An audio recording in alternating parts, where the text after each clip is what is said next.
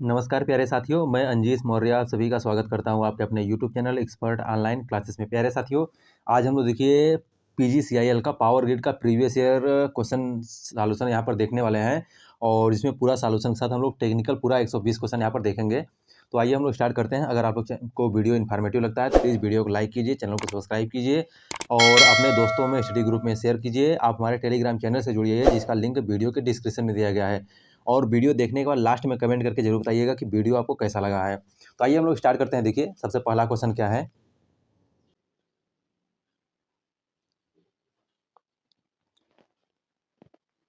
तो देखिए पहला क्वेश्चन क्या है कि the coefficient of adhesion on dry rail is 0.26, which of the following could be the value for wet rails.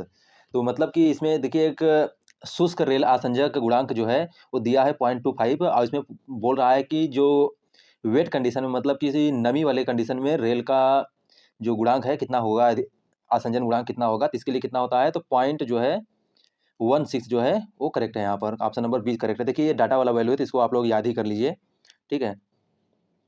इसके बाद नेक्स्ट क्वेश्चन है, देखिए यहाँ से ये अच्छा क्वेश्चन है। देखिए टैरिफ जो है, टैरिफ से पूछा है क्वेश्चन। तो टैरिफ से देखिए क्वेश्चन नंबर सेकंड है, two part tariff is based on, मतलब कि जो दो पार्ट टैरिफ होता है उसमें वो किस पर आधारित होता है। देखिए fix charge proportional to maximum demand, ये गलत है, ठीक है। स्लाइडिंग स्केल पर, स्लाइडिंग स्केल एक अलग ही टैरिफ होता है तो ये भी गलत है। देखिए fix charge on actual number of unit used, नहीं। तो देखिए कौन सा, ऑप्शन नंबर डी इसका करेक्ट है कि fix charge proportional to the maximum demand and low running charge proportional to the actual unit. मतलब कि जो यह टू पार्ट टैरिफ जो है इसको हम लोग दो पार्ट में डिवाइड करते हैं। एक क्या होता है, फिक्स कास्ट होता है और उसके बाद जो होता है एक क्या होता है, यूनिट कंजप्शन होता है। जितना आप यूनिट कंज्यूम करेंगे वो मिनिमम चार्ज देंगे, बाकी फिक्स कास्ट जो है वो आपका मैक्सिमम डिमांड पर डिपेंड करता है। जैसे 2 किलोवाट का आप ले लिए, अपने यहाँ का लोड ले लिए हैं तो 2 किलोवाट का जो है आपका फिक्स है। दो पार्ट में एक फिक्स मैक्सिमम डिमांड कर देंगे, वो फिक्स रहेगा। उसके बाद जितना यूनिट आप कंज्यूम करेंगे उस पर आपका टैरिफ देना होगा, मतलब बिल देना होगा। तो हम लोग टू पार्ट टैरिफ को जो है और कौन सा टैरिफ बोलते हैं, तो टू पार्ट टैरिफ को हॉकिंसन टैरिफ बोलते हैं। और थ्री पार्ट टैरिफ को, यहाँ से क्वेश्चन पूछता है कि टू पार्ट टैरिफ को और किस नाम से जानते हैं, तो टू पार्ट टैरिफ को हम लोग हॉकिंसन रेट टैरिफ के नाम से जानते हैं। और थ्री पार्ट टैरिफ जो होता है, थ्री पार्ट टैरिफ को हम लोग को डोहर्टी रेट टैरिफ के नाम से जानते हैं। और जो टू पार्ट टैरिफ होता है देखिए ये कहाँ पर यूज करते हैं, तो स्मॉल इंडस्ट्रियल कंज्यूमर में यूज करते हैं। और थ्री पार्ट टैरिफ जो होता है ये हम लोग थ्री पार्ट टैरिफ का यूज कहाँ करते हैं, तो बिग इंडस्ट्रियल कंज्यूमर पर यूज करते हैं। मैक्सिमम डिमांड टैरिफ एक होता है, तो मैक्सिमम डिमांड टैरिफ हम लोग कहाँ यूज करते हैं, जैसे टेस्टिंग हो गया, लैब हो गया, रेलवे हो गया, ट्रैक्शन हो गया, इन सब जगहों पर हम लोग थ्री पार्ट टैरिफ का यूज करते हैं, ठीक है। आइए अगला क्वेश्चन देखते हैं। देखिए ये क्वेश्चन है, देखिए यहाँ से, तो ये काफी अच्छा क्वेश्चन है। What could be the approximate voltmeter reading for given circuit. इस सर्किट में जो वोल्टमीटर है, यहाँ पर ये एक वोल्टमीटर लगा हुआ है, इसकी रीडिंग क्या होगी। तो आप लोग जानते हैं कि अगर ये ओपन सर्किट है तो यहाँ का वोल्टेज जो टर्मिनल वोल्टेज होता है वही आपका ओपन सर्किट वोल्टेज हो जाता है। तो कौन सा, ऑप्शन नंबर 20 का करेक्ट है। अगला क्वेश्चन देखते हैं। देखिए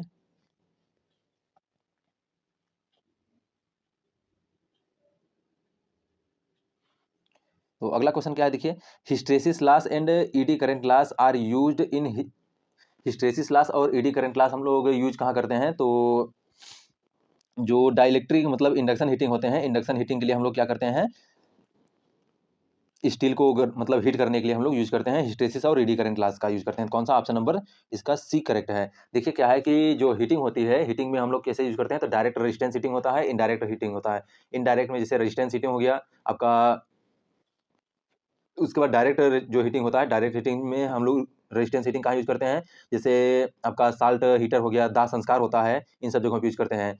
इसके बाद जैसे आपका आता है इंफ्रारेड हीटिंग आता है। तो यहाँ से क्वेश्चन डायरेक्टली आपसे पूछता है कि जो इंफ्रारेडिंग रेड हीटिंग जो होता है उसकी फ्रिक्वेंसी कितनी होती है, तो लगभग 430 से लेके लगभग 300 गीगाहर्ट्ज तक होती है। और यूज कहाँ करते हैं, जैसे लकड़ी हो गया, प्लास्टिक हो गया, ड्राई करने के लिए, पेपर को सुखाने के लिए, इन सब जगहों पर यूज करते हैं। और इंडक्शन जो हीटिंग होता है, तो इंडक्शन हीटिंग का यूज कहाँ करते हैं भाई साहब, तो इंडक्शन हीटिंग के बारे में अच्छे से जान लीजिए। देखिए तो इंडक्शन हीटिंग का इफिशियंसी लगभग 75% तक होती है और इसमें हाई इंडक्टिव रिएक्टेंस वाले कोर ट्रांसफार्मर यूज करते हैं। पावर फैक्टर जो होता है वो 0.8 से लेकर 0.85 तक होता है। लो फ्रिक्वेंसी के लिए यूज करते हैं, लगभग 25 हर्ट्ज तक यूज करते हैं, ठीक है। और ईडी करंट जो होता है, ईडी करंट के लिए फ्रिक्वेंसी जो होता है, आपसे एक बार ये क्वेश्चन पूछा गया है कि ईडी करंट जो फर्नेस होती है उसकी फ्रिक्वेंसी रेंज कितना होता है, तो 100 किलो हर्ट्ज से लेके 1 मेगा हर्ट्ज तक होता है। यूज़ कहाँ करते हैं, जैसे सरफेस हार्डनिंग होता है, टेम्परिंग होता है, स्मेल्टिंग होता है, इन सब जगहों पे यूज़ करते हैं। और डाई इलेक्ट्रिक हीटिंग जो होता है, इसका क्वेश्चन सबसे इंपॉर्टेंट क्वेश्चन ये है कि इसका पावर फैक्टर कैसा होता है? तो पावर फैक्टर कैसा होता है? लीडिंग पावर फैक्टर होता है और फ्रीक्वेंसी रेंज जो होता है 10 से लेके लगभग शायद 30 मेगाहर्ट्ज़ तक होता है। और यूज़ कहाँ करते हैं? तो इंसुलेटिंग मटेरियल या तो फिर नॉन फेरस मटेरियल को हीट करने के लिए हम लोग यूज़ करते हैं। ठीक है? इतना चीज़ ध्यान रखिए आप लोग इंडक्शन से। और इसके बाद देखिए यहाँ ये भी क्वेश्चन अच्छा है। तो देखिए क्या है, यहाँ पर क्वेश्चन दिया है कि इन सीरीज रेजोनेंस सर्किट में दिया रेजोनेंस फ्रीक्वेंसी 175 किलोहर्ट्ज़ दिया है, क्वालिटी फैक्टर जो है 50 दिया है, तो फाइंड द बैंडविड्थ। तो आप लोग जानते हैं कि क्वालिटी फैक्टर बराबर क्या होता है कि रेजोनेंस फ्रीक्वेंसी अपॉन बैंडविड्थ होता है। तो बैंडविड्थ आपको निकालना है, तो बैंडविड्थ इक्वल टू क्या हो जाएगा? Resonance frequency upon quality factor हो जाएगा। तो यहाँ से क्वालिटी फैक्टर की वैल्यू आप निकालेंगे, तो बैंडविड्थ की वैल्यू निकालेंगे तो 175 किलोहर्ट्ज़ अपॉन में 50 रखेंगे तो 3 पॉइंट जो है 5 किलोहर्ट्ज़ आ जाएगा। तो ऑप्शन नंबर जो है इसका डी करेक्ट हो जाएगा। ठीक है, 175 किलोहर्ट्ज़ में आप डिवाइड कर दीजिएगा 50 से, तो 3.5 जो है आ जाएगा। अगला क्वेश्चन देखते हैं, देखिए ये भी देखिए अच्छा क्वेश्चन है। Steam power station has the overall efficiency 20% and 0.5 kg of coal is burned per kilowatt hour of electrical energy generated. मतलब कि अगर 0.5 जो केजी कोल को बर्न करते हैं तो 1 किलोवाट आवर जो है, 1 किलोवाट आवर जो है आपको क्या मिलती है? एनर्जी, इलेक्ट्रिकल एनर्जी मिलती है। तो कैलकुलेट करना है, calculate the calorific value of fuel. Fuel की कैलोरीफिक वैल्यू आपको फाइंड करना है। और heat equivalent of 1 kilowatt hour equal to 860 kilo calorie. तो आप लोग जानते ही हैं कि 860 किलो कैलोरी जो है 1 किलोवाट आवर में होता है। ठीक है? तो यहाँ से देखिए आपसे बोला गया है, तो आप सिंपली इसको निकाल सकते हैं कि जो हीट जनरेटेड होगा वो आपको 20% एफिशिएंसी दिया है। 20% में मतलब कि अगर 0.5 जो है केजी कोयला को जलाते हैं तो आपको कितना मिलता है? तो कितना मिलता है भाई साहब? तो वहाँ पर आपको एक 860 किलो कैलोरी जो है, किलोवाट जो है मिलता है क्या? एनर्जी मिलता है। ठीक है? अब उसमें बोला है कि आपको यूनिट जनरेटेड कितना हो रही है, आपको ये निकालना है। देखिए यहाँ से calculate the calorific value of fuel. तो 0.5 जो है केजी, 0.5 केजी जो है कोयला को जलाते हैं कितना, और उसकी एफिशिएंसी कितनी मिलती है? तो 20% मिलती है। 20% मिलती है, तो यहाँ से इसको करेंगे तो 10 हो जाएगा। ठीक है? और आप लोग जानते हैं ये भी कि हीट इक्विवेलेंट 1 किलोवाट किसके इक्विवेलेंट है? तो 860 किलोवाट के बराबर है। तो इसको किलोवाट आवर में करेंगे तो देखिए कितना हो जाएगा। तो यहाँ से आप वैल्यू डायरेक्टली रखेंगे, तो डायरेक्टली वैल्यू रखिए, तो इसमें कितना देखिए जो कैलोरीफिक वैल्यू है जनरेट होगी, कैलोरीफिक वैल्यू वो आपका 860 इंटू 10 हो जाएगा। ये 0.5 इंटू 20% का निकाल देंगे तो 20% मल्टीप्लाई करेंगे कितना हो जाएगा? ये 0.10 हो जाएगा। तो यहाँ से इसको मल्टीप्लाई कर देंगे तो 860 8600 हो जाएगा। 8600 किलो कैलोरी पर केजी हो जाएगा। तो ऑप्शन नंबर डी इसका करेक्ट हो जाएगा। देखिए यहाँ पर ये दिया है सॉल्यूशन, आप लोग यहाँ से स्क्रीनशॉट ले लीजिए।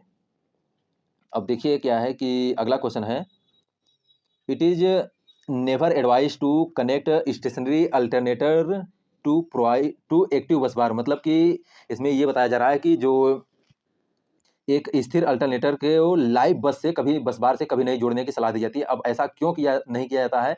एक्चुअली होगा क्या, देखिए जैसे कि अगर स्टेटर जो आपका अल्टरनेटर है वो अगर स्टेशनरी मतलब रुका हुआ अवस्था में है, तो मतलब पावर को डिलीवर नहीं करता है। अगर पावर को डिलीवर नहीं करेगा और हम बस से डायरेक्टली जोड़ देंगे तो उसमें क्या होगा कि वो बस बार जो है बस से वो पावर देने के बजाय लेने लगेगा। तो हमारे जो बाइंडिंग होती है वो क्या होगा? शॉर्ट सर्किट हो जाएगी। तो इसी वजह से जो है हम लोग क्या करते हैं कि कभी सलाह नहीं देते हैं कि डायरेक्टली कनेक्ट करने के लिए। तो ऑप्शन नंबर इसका डी करेक्ट हो जाएगा। अगला क्वेश्चन है, देखिए अगला क्वेश्चन है यहाँ पर, which power plant require the highest initial cost and minimum fuel transportation. तो इसमें देखिए बोला गया है कि ऐसा कौन सा पावर प्लांट है जिसकी फ्यूल कास्ट जो है वो हाईएस्ट है और ट्रांसपोर्टेशन जो है वो बोला है वो मिनिमम है। तो देखिए एक हाई होता है, एक हाईएस्ट होता है। तो इसमें आपसे हाईएस्ट पूछा है, तो हाईएस्ट के लिए कौन सा होता है? न्यूक्लियर पावर प्लांट जो है इनिशियल कास्ट जो होती है वो हाईएस्ट न्यूक्लियर पावर प्लांट की होती है, और मिनिमम जो होती है वो न्यूक्लियर पावर प्लांट की फ्यूल ट्रांसपोर्टेशन कास्ट होती है। लेकिन अगर यहीं पर कहता कि ऐसा कौन सा पावर प्लांट है जिसकी इनिशियल कास्ट हाई होती है, वेरी हाई होती है, और फ्यूल ट्रांसपोर्टेशन कास्ट जो होती है वो न के बराबर होती है, तो वो हाइड्रो पावर प्लांट हो जाता है। ठीक है? तो हाइड्रो पावर प्लांट से ज़्यादा जो है मतलब initial cost nuclear power plant के लिए हम लोग यूज़ करते हैं। तो आप लोग देख लीजिए एक बार, देखिए कैपिटल कास्ट की बात करते हैं तो सबसे ज़्यादा न्यूक्लियर पावर प्लांट की, फिर हाइड्रो पावर प्लांट का, उसके बाद थर्मल पावर प्लांट का, फिर सबसे कम जो होता है वो डीजल पावर प्लांट में होती है। रनिंग कास्ट की बात करते हैं तो रनिंग कास्ट अगर हम लोग बात करते हैं, देखिए डीजल का सबसे ज़्यादा रनिंग कास्ट होता है, फिर थर्मल का होता है, फिर न्यूक्लियर का होता है, उसके बाद हाइड्रो पावर प्लांट का होता है। फ्यूल ट्रांसपोर्टेशन में बात करते हैं, देखिए फ्यूल ट्रांसपोर्टेशन में जो है थर्मल पावर प्लांट का सबसे ज़्यादा होता है फ्यूल ट्रांसपोर्टेशन, फिर डीजल का होता है, फिर न्यूक्लियर का होता है, और हाइड्रो का जो है फ्यूल ट्रांसपोर्टेशन जीरो होता है। और इसके बाद जो है हम लोग बात करते हैं, जैसे आपका पॉल्यूशन के आधार पे देखते हैं पॉल्यूशन जो होता है, तो पॉल्यूशन के आधार पे सबसे ज़्यादा पॉल्यूशन किससे होता है? थर्मल पावर प्लांट से, फिर डीजल से, उसके बाद न्यूक्लियर से, फिर हाइड्रो पावर प्लांट से पॉल्यूशन जीरो होता है। स्टैंड बाई लॉस से क्वेश्चन पूछता है, तो स्टैंड बाई लॉस से जो होता है सबसे ज़्यादा किस में होता है?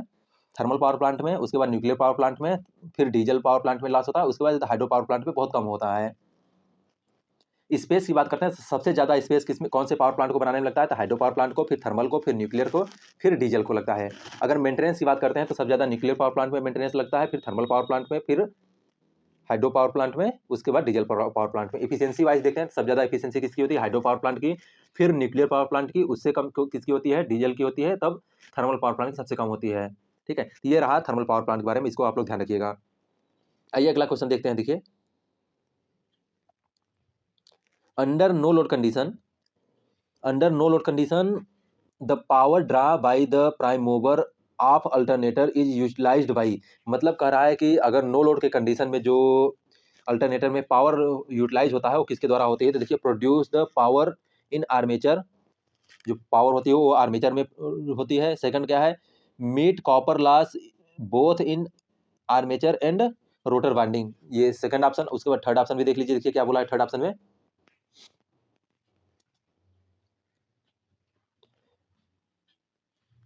थर्ड ऑप्शन देखिए produce EMF in armature binding, armature binding में ईएमएफ प्रोड्यूस करता है, तो नो लोड पे कोई ईएमएफ नहीं प्रोड्यूस होता है, तो कौन सा? नो मीट एनी लॉस, मतलब कि अगर नो लोड के कंडीशन में अल्टरनेटर है तो उस समय जो है रोटर इनपुट जो होता है उसमें कोई भी लॉस नहीं होता है, तो आयरन लॉस भी जीरो होती है, कॉपर लॉस जीरो होती है, फ्रिक्शन लॉस जीरो होती है, तो कौन सा? ऑप्शन नंबर डी इसका जो है वो करेक्ट हो जाएगा।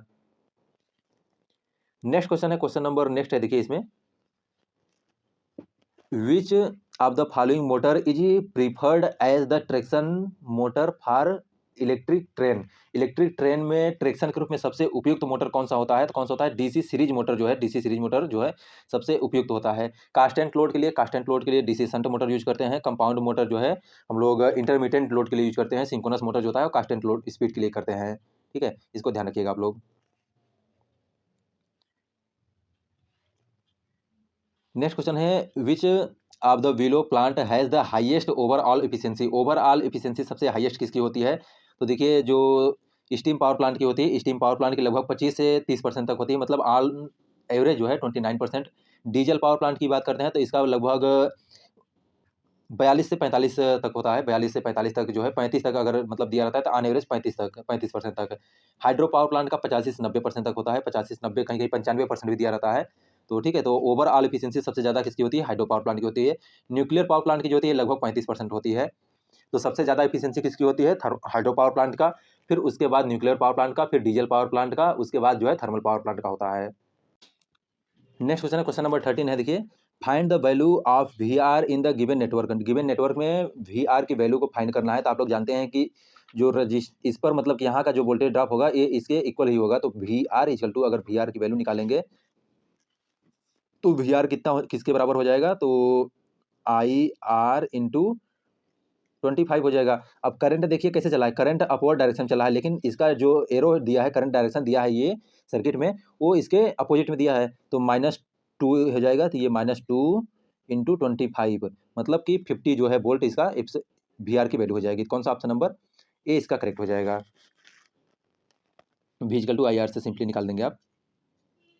अगला क्वेश्चन है, देखिए the time rate of flow of electric charge past a given point is known as, मतलब किसी बिंदु पर आवेश प्रवाह की दर को हम लोग क्या बोलते हैं? तो विद्युत धारा बोलते हैं। तो ऑप्शन नंबर ए इसका करेक्ट है, इसमें कोई सोचने की बात नहीं है।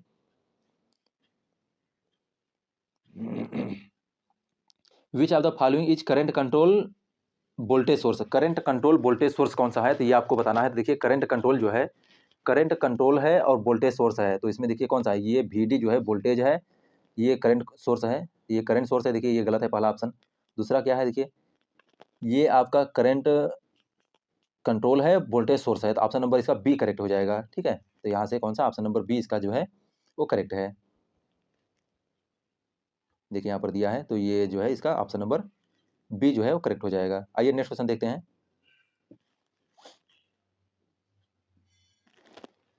तो देखिए यहाँ पर एक क्वेश्चन है, क्वेश्चन नंबर 16 है, if an alternator is operating with unity power factor load then load effect of armature reaction on the main field flux of alternator will be. मतलब कि यूनिटी पावर फैक्टर पे अगर alternator जो है वो चल रहा है तो आर्मेचर रिएक्शन का इफेक्ट कैसा होगा। तो आप लोग जानते हैं कि अगर यूनिटी पावर फैक्टर पे चलता है तो सर्किट का नेचर कैसा होता है, वो रेजिस्टिव होता है।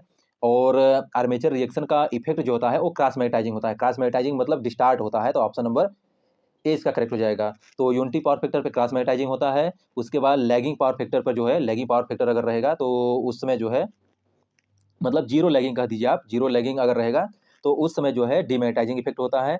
और इसके बाद अगर जीरो लीडिंग पावर फैक्टर होता है तो उस समय जो आर्मेचर रिएक्शन अल्टरनेटर होता है वो मैग्नेटाइजिंग होता है। देखिए यहाँ से जो है वो कैसा होता है, डीमैग्नेटाइजिंग होता है। एक क्वेश्चन है यहाँ पर देखिए, क्वेश्चन नंबर 17 है। क्वेश्चन नंबर 17 में क्या बोला है कि find the maximum demand on consumer is 4.4 kilowatt and total energy consume is 8760। A 1 year का वैल्यू दिया है kilowatt hour.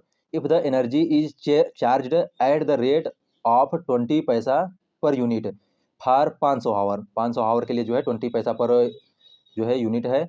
Use for maximum demand पर एनुअल, एनम जो है एनम दिया है, एनम प्लस 10 पैसा पर यूनिट एडिशनल यूनिट, मतलब कि जो इतना यूनिट है मतलब जितना यूनिट आएगा उसमें 500 जो है मतलब कि 20 पैसा पर यूनिट जो है 500 घंटे के लिए है। उसके बाद 10 पैसा पर यूनिट जो है एडिशनल जितना मतलब यूनिट बचता है उसके लिए है। ठीक है, तो कैलकुलेट करना है, क्या कैलकुलेट करना है, calculate the annual bill, annual bill कितना आएगा ये आपको कैलकुलेट करना है। ठीक है, तो देखिए इसमें क्या है, सॉल्यूशन क्या दिया है, तो सबके लिए अलग अलग निकाल लीजिए, आप निकाल के वैल्यू रख दीजिए। तो देखिए लोड फैक्टर जो दिया है, लोड कितना है, कितने का है, 4.4 किलोवाट का लोड है और 500 घंटे में कुल उपयोग किया गया एनर्जी क्या हो जाएगा, तो किलोवाट आवर होगा। तो इसमें लोड इनटू टाइम जो है तो आपको मिल जाएगा कितना, 500 घंटे में कुल कितना यूनिट जो है कंज्यूम हो रहा है, तो 2200 जो किलोवाट आवर है एनर्जी कंज्यूम हो रहा है। अब 2200 के लिए कुल शुल्क कितना हो जाएगा, तो 2200 के लिए कुल शुल्क टोटल कितना हो जाएगा, तो देखिए 2200 में टू जो 0.2 पैसा जो है उसमें था तो टोटल 440 जो है रुपये हो जाएगा। अब उसमें बोला है शेष यूनिट कितना बच रहा है, शेष यूनिट के लिए तो आप शेष यूनिट के लिए जो है कितना 10 पैसा में बोला था तो 10 पैसा रख दीजिएगा। तो इसमें देखिए घटाएंगे तो 8760 में से 2200 घटा देंगे तो आपका 6500 जो है 6560 किलोवाट आवर इतना बच रहा है। तो बचे हुए यूनिट के लिए कितना जो है पॉइंट या 10 पैसा जो है यूज करते हैं तो 600 जो है 500 जो है 656 रुपये जो है बच रहा है आपका। अब टोटल वार्षिक कास्ट बोला है तो फिक्स कास्ट और रनिंग कास्ट दोनों के यूज लगाएंगे आप तो 1096 जो है ये आ जाएगा यहाँ से। और इसके बाद देखिए इसमें क्वेश्चन बोला गया है, अगला क्वेश्चन क्या है कि if the RMS value and average value of half wave rectifier alternating current are, इतना मतलब कि हाफ वेव रेक्टिफायर का आरएमएस वैल्यू ये दिया है और एवरेज वैल्यू जो है इतना दिया है, ठीक है, रिस्पेक्टिवली।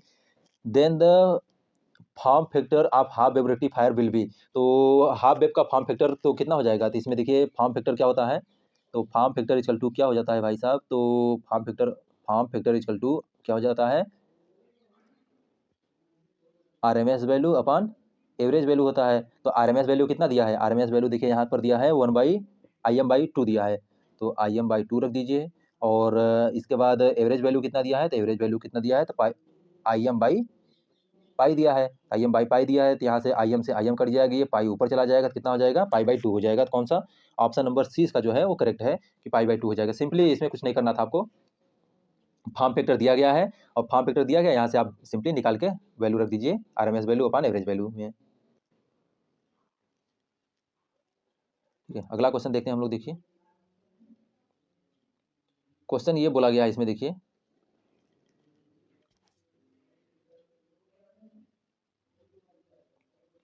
क्वेश्चन ये दिया गया है इसमें, देखिए कि कौन सा पावर जो है 12 वाट जो है वो क्या करता है, सप्लाई करता है। तो सप्लाई कौन करेगा, जो एनर्जी को क्या करेगा मतलब कि प्लस एनर्जी रिलीज होगी तो उसमें हम लोग क्या बोलेंगे, सप्लाई दे रहा है। तो देखिए इसमें क्या है, तो आप सिंपली वैसे मतलब बिना सॉल्व किए इसको देख सकते हैं। तो देखिए क्या है, प्लस से एनर्जी क्या करता है, डिलीवर कर रहा है, एब्जॉर्ब कर रहा है ना, माइनस से निकल रहा है तो प्लस से होके माइनस जा रहा है। देखिए तो इसमें क्या है, देखिए माइनस से माइनस से प्लस की ओर जा रहा है, मतलब कि हायर वैल्यू से जा रहा है, ठीक है। इसमें भी माइनस से प्लस की ओर जा रहा है, तो ये भी मतलब क्या कर रहा है, सप्लाई कर रहा है, ये भी सप्लाई कर रहा है, ये एब्जॉर्ब कर रहा है। देखिए तो प्लस से चल के माइनस में आ रहा है, मतलब घट रहा है एनर्जी, तो ये क्या कर रहा है, एब्जॉर्ब कर रहा है। तो बी और सी जो है क्या कर रहा है, पावर को एब्जॉर्ब सप्लाई कर रहा है। तो कौन सा ऑप्शन नंबर इसका डी जो है वो करेक्ट हो जाएगा।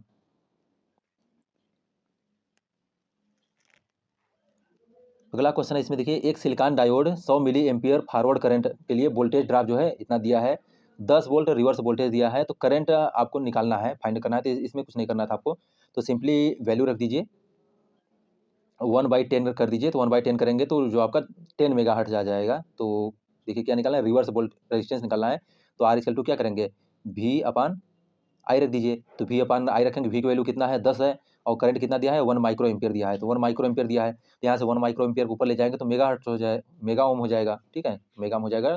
तो आपका 10 जो है मेगा ओम हो जाएगा। ऑप्शन नंबर जो है वो सी करेक्ट है, ठीक है। देखिए रिवर्स वोल्टेज के लिए दिया था, तो वहाँ से आप वैल्यू रखिए सिंपली, तो हो जाएगा। क्वेश्चन नंबर 21 है। क्वेश्चन नंबर 21 में क्या है, round the clock power supply is required for, मतलब राउंड क्लॉक पावर सप्लाई किसके लिए आवश्यक होता है, किसके लिए आवश्यक होता है, तो रोड जो ग्रामीण मतलब रूरल एरिया होता है, रूरल एरिया के लिए जो है यहाँ पर पावर की सप्लाई की जरूरत होती है। तो ऑप्शन नंबर इसका जो है बी करेक्ट है।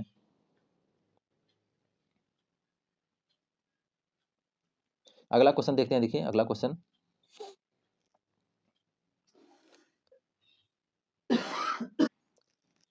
Approximate estimation of power demand can be made by, जो पावर डिमांड होता है किससे आप मतलब इसको बना सकते हैं, तो देखिए किसे, तो जो हम लोग अप्रॉक्सीमेशन जो पावर का एस्टिमेशन करते हैं, मतलब कि एनुअल डिप्रिसिएशन निकालते हैं, तो कौन कौन से मेथड होते हैं। देखिए लोड सर्वे के माध्यम से हम लोग क्या करते हैं, पावर डिमांड को हम लोग क्या करते हैं, एस्टिमेट कर सकते हैं, निकाल सकते हैं, और लोड सर्वे मेथड होता है। और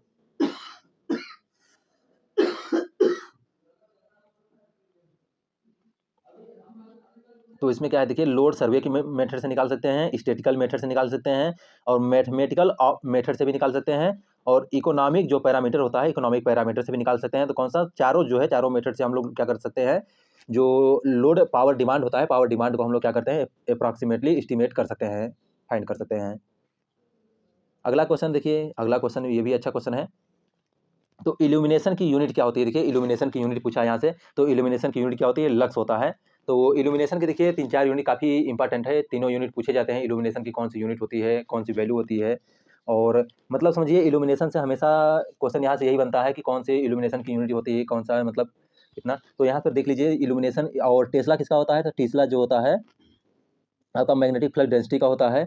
और क्या बचा, ल्यूमेन जो है, ल्यूमेन किसका होता है, तो ल्यूमेन जो है ल्यूमिनस फ्लक्स का होता है। और वेबर किसका होता है, तो फ्लक्स का जानते हैं आप लोग कि वेबर जो है चुंबकीय फ्लक्स का यूनिट होता है। तो देखिए इल्यूमिनेशन से जो है दो यूनिट कौन कौन से, तो ल्यूमिनस इंटेंसिटी एक होता है, ल्यूमिनस इंटेंसिटी जिसको हम लोग कैंडल पावर बोलते हैं, ठीक है। तो ल्यूमिनस इंटेंसिटी की यूनिट क्या होती है, ल्यूमेन पर स्टेरेडियन या तो फिर कैंडला होता है। और इल्यूमिनेशन की यूनिट क्या होती है, तो इल्यूमिनेशन की unit lumen per meter square candle meter या तो फिर लक्स होता है। तो यहाँ से आपसे इल्यूमिनेशन पूछा था, तो लक्स भी होता है, और ल्यूमेन पर मीटर स्क्वायर या कैंडल मीटर भी होता है। और सबसे बड़ा यूनिट किसका, इसका जो फोर्ट होता है वो 1 फोर्ट इक्वल टू कितना होता है, 10 पावर 4 लक्स होता है।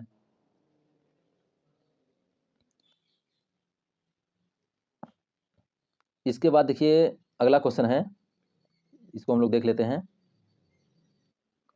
तो इसको हम लोग देख लेते हैं, देखिए क्या है क्वेश्चन, कि इसमें बोला है determine the current at T equal to 1 second for the given network. मतलब इस नेटवर्क में बोला है ये देखिए कि 1 सेकेंड पर जो है इसमें पावर मतलब कि आपको करंट की वैल्यू निकालना है। तो आप लोग जानते हैं, देखिए ये जो स्विच है, ये जो स्विच है मतलब इसको T1 मान लीजिए, S1 मान लीजिए, S1 मान लीजिए, और इसको S2 मान लीजिए, ठीक है। तो देखिए ये 3 सेकंड पे जो है बंद होता है, ठीक है, 3 सेकंड पे बंद होता है, मतलब 1 सेकंड पे पूछा है, तो 1 सेकंड पे तो मतलब ये ओपन ही रहेगा ना, 1 सेकंड पे ओपन रहेगा। और S2 जो है ये देखिए 2 सेकंड पे क्या है, ये क्लोज हो रहा है, 2 सेकंड पे क्लोज हो रहा है, तो मतलब 1 सेकंड पे जो है क्या रहेगा, ये बंद ही रहेगा। तो ये 1 सेकंड पे ये बंद रहेगा, और ये क्या होगा, 2 सेकंड पे ये खुला रहेगा 1 सेकंड के लिए।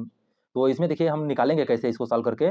तो आप लोग जानते हैं कि ये 3 सेकंड पे बंद हो रहा है, मतलब 1 सेकंड पे पूछा है, तो मतलब ये जो है स्विच ओपन रहेगा, ये स्विच ओपन रहेगा और ये जो है 2 सेकंड पे खुलता है।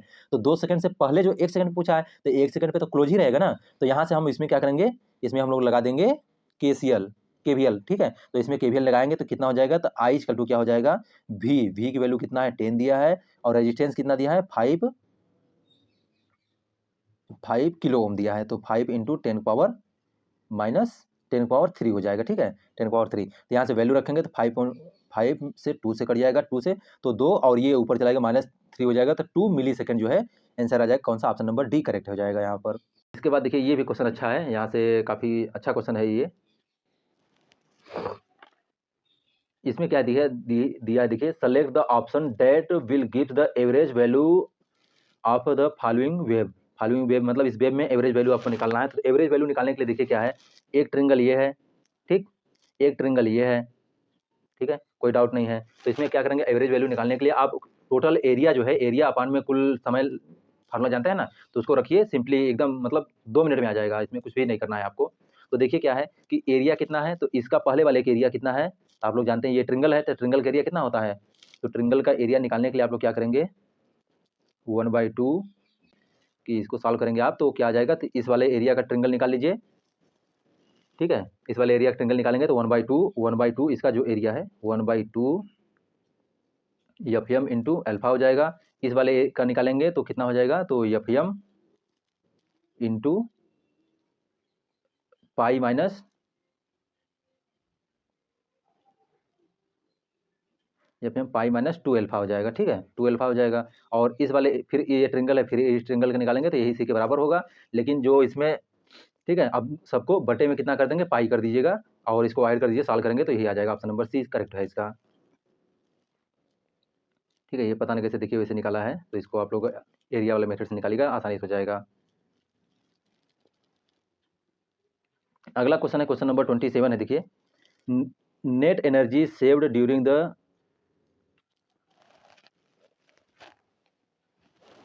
Net energy saving during the regenerative braking of electric train is, मतलब कि जो इलेक्ट्रिक ट्रेन होता है, इलेक्ट्रिक ट्रेन को रीजनरेटिव ब्रेकिंग के दौरान कैसे मतलब एनर्जी को सेव करता है, ये बताना है आपको। देखिए इसमें क्या होता है, high with high down of gradient होता है। ऑप्शन नंबर इसका जो है ए ही करेक्ट है, कि मतलब क्या होता है रिजनरेटिव ब्रेकिंग में, जैसे जब ट्रेन जो है ढलान पर जाती है, तो ट्रेन ढलान पर जाती है उस समय जो है एनर्जी देने के बजाय क्या करता है, एनर्जी लेने के बजाय क्या करता है, देने लगता है, डिलीवर करने लगता है, कि एनर्जी को सेव करता है, ठीक है। इसके बाद नेक्स्ट क्वेश्चन है क्वेश्चन नंबर 28 है, which type of instrument is not directly applicable to measure the quantity of AC current. AC current किसके माध्यम से नहीं मेजर किया जाता है, तो इसमें कौन सा एसी जो है हम लोग किसे मेजर नहीं कर सकते हैं डायरेक्टली, तो परमानेंट मैग्नेटिक मूविंग कॉइल जो होता है, जिसको हम लोग पीएमएमसी बोलते हैं, पीएमएमसी, ठीक है। तो पीएमसी से हम लोग क्या करते हैं, पीएमसी जो है वर्क ऑन डीसी पर वर्क करता है और एवरेज वैल्यू को मेजर करता है, ठीक है। हार्ट वायर जो होता है एसी डीसी दोनों पर आरएमएस वैल्यू को मेजर करता है, और मूविंग आयरन जो होता है ये भी एसी डीसी दोनों पर करता है, आरएमएस वैल्यू को मेजर करता है, स्केल नॉन लीनियर होता है, और इंडक्शन टाइप जो होता है केवल एसी पर करता है।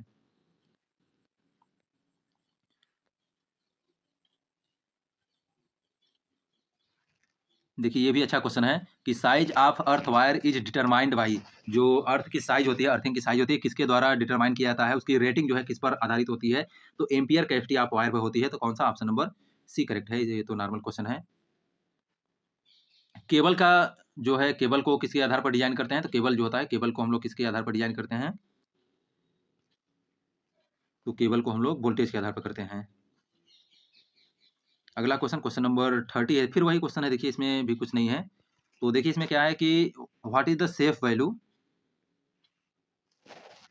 What is the value of electric current for given network, time T equal to 6 second पर, टी इक्वल टू 6 सेकंड पे बोल रहा है। तो देखिए जो इसमें नेटवर्क दिया है, इसमें टाइम जो है टी बराबर 6 सेकंड पे बोल रहा है, तो 6 सेकंड पे बोला है, तो मतलब कि ये 5 सेकंड पे जो है बंद हो जाएगा, ठीक है। मतलब 5 सेकंड पे क्या होता है, ये बंद होता है, तो मतलब ये जो है सर्किट 5 सेकंड पे बंद होता है, मतलब 6 सेकंड पे भी बंद रहेगा। इसके बाद ये क्या होगा, ये ओपन रहेगा, मतलब कि 6 सेकंड पर ओपन होता है, 3 सेकंड पे ओपन होता है, तो 3 सेकंड पे अगर ओपन हो जाता है मतलब 6 सेकंड है, उसके बाद 6 सेकंड तो बाद में आता है ना, तो 3 ही सेकंड पे ओपन हो जाएगा ये। तो 6 सेकंड तो मतलब ये ओपन रहेगा और ये जो है सर्किट पूरा रहेगी, क्लोज़ रहेगी। तब इसमें क्या करेंगे, इस वाले सर्किट में से आप करंट के लिए ड्रा कर जाइए। तो देखिए क्या करेंगे, तो आप जानते हैं कि I इक्वल टू क्या होता है, V बाई R होता है। तो V की वैल्यू कितना दिया है, 12 दिया है, 12 रख दीजिए और I की वैल्यू कितना दिया है, 3 दिया है, 3 इंटू 10 पे घाते 3 हो जाएगा, किलो ओम है। तो यहाँ से 3 एकम 3, 3 चौके 12 हो जाएगा, 4 मिली एम्पियर जो है करंट आ जाएगा। ऑप्शन नंबर ए करेक्ट है इसका। तो ठीक है दोस्तों, देखिए यहाँ पर हम लोग 30 क्वेश्चन जो है कंप्लीट देख चुके हैं। इसके बाद हम लोग अगला लेक्चर में देखेंगे। तब तक वीडियो आप लोग लाइक कीजिए, चैनल को सब्सक्राइब कीजिए और कंप्लीट वीडियो देखिए। Thank you so much for watching my video.